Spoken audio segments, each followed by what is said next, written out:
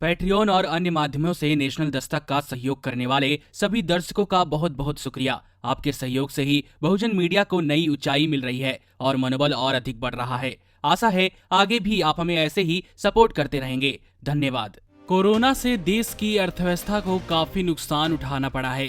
अर्थव्यवस्था पूरी तरह कब तक पटरी पर आएगी यह तो सरकार को भी मालूम है या नहीं, कुछ नहीं कहा जा सकता है।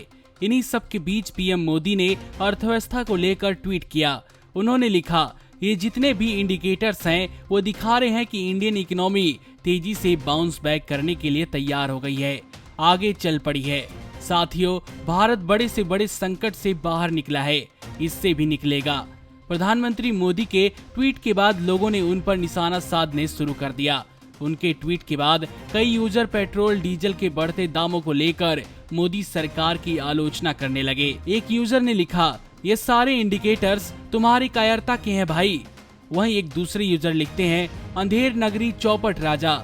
एक ने लिखा, प्रधानमंत्री जी आप कौन से इंडिकेटर्स की बात कर रहे हैं। एक महिला यूजर लिखती है कि बकबक हमेशा काम नहीं करती है, हमारा भविष्य अंधकार में है, हमें एक प्रधानमंत्री सख्त जरूरत है।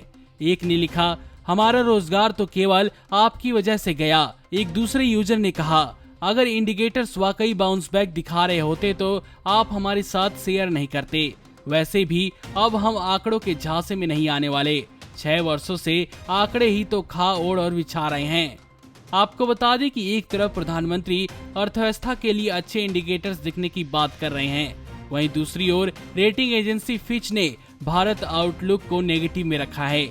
अब तक रेटिंग एजेंसी ने भारत की रेटिंग को स्टेबल रखा था, लेकिन अब आउटलुक को नेगेटिव कर दिया गया है। फिच, मूडीज और S&P ग्लोबल रेटिंग्स तीनों रेटिंग एजेंसियों ने फिलहाल इंडिया की इन्वेस्टमेंट रेटिंग नेगेटिव कर दी है।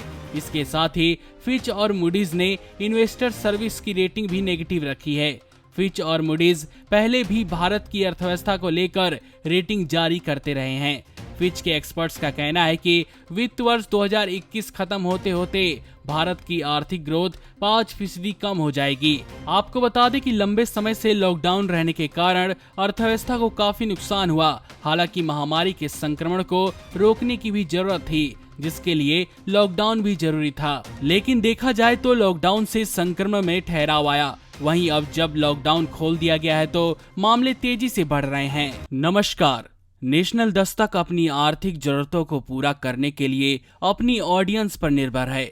बहुजन समाज से संबंधित मुद्दों को उठाने के कारण यूट्यूब की तरफ से नेशनल दस्तक की कई वीडियो पर एड्स नहीं दी जाती, जिसके कारण हमें आर्थिक समस्याओं का सामना करना पड़ रहा है।